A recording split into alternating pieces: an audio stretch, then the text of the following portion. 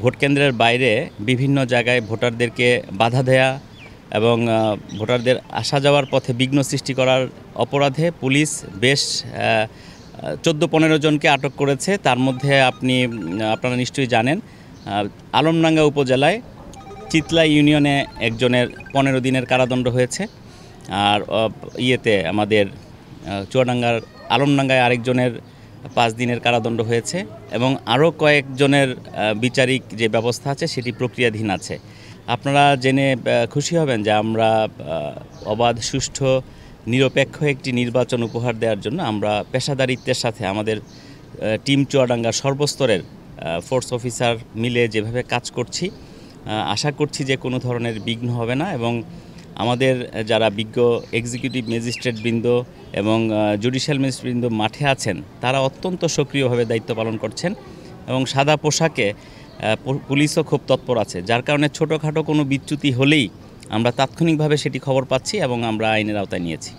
নগদে 500 টাকা বা তার বেশি পেমেন্টে পেতে পারেন ঢাকায় জমিসহ 20 কোটি টাকার পুরস্কার।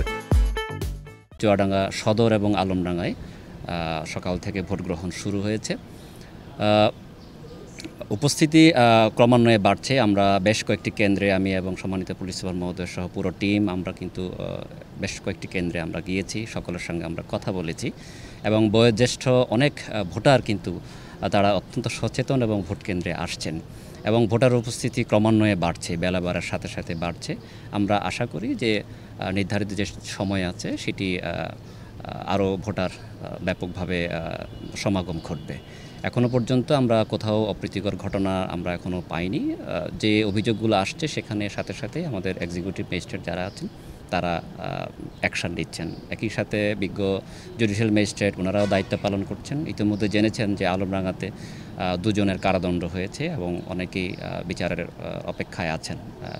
তো সব মিলিয়ে বলা যায় যে কঠোরভাবে যে নিরাপত্তা ব্যবস্থা সেটি গ্রহণ করা হয়েছে এবং ভোটাররা যাদেরকে আমরা জিজ্ঞেস করেছি তাদের আসা যাওয়ার পথে কোনো ধরনের কোনো সমস্যা হয়নি মর্মে আমাদেরকে জানিয়েছেন।